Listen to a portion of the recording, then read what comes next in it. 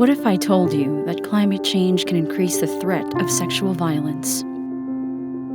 As extreme weather events like droughts, cyclones, wildfires, and floods become more frequent and severe, and communities become increasingly threatened and displaced by rising sea levels, coastal erosion, reduction of natural resources, and agricultural means of subsistence, people already dealing with extreme vulnerability are put at even greater risk of sexual and gender-based violence, especially communities affected by conflict and violence. Why? When drought dries up water sources, women and children have to travel further to find clean water, and their exposure to predators along the way also increases. When farmers lose access to their land because of violence, and they're forced to farm on less fertile land impacted by climate, their resources reduce.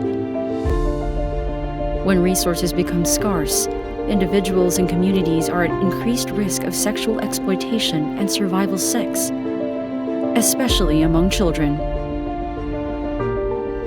For the same reasons, they can be forced to leave their land and their community, having to go through difficult journeys far from their home. When people are displaced by flooding, drought, or other hazards on the one hand, but faced with violent outbreaks on the other, many can become victims of violence during the journey or in overcrowded shelters and temporary camps, where often there are no appropriate protective and support services in place.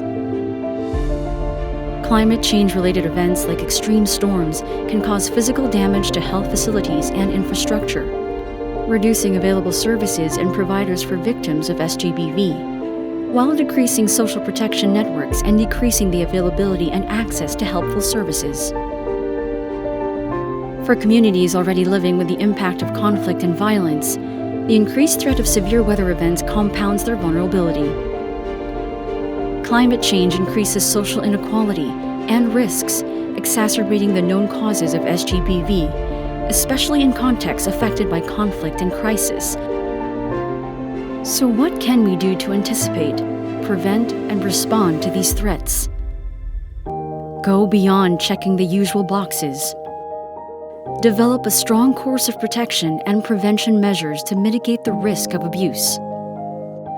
Integrate medical care and psychological counseling, economic support, information as aid activities, the establishment of safe referrals, and gender sensitivity training in disaster management and relief operations.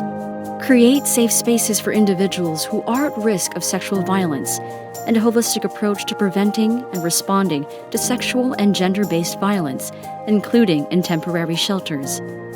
Engage with communities to assess and identify protection and safety risks in the mutated environment and support resilience.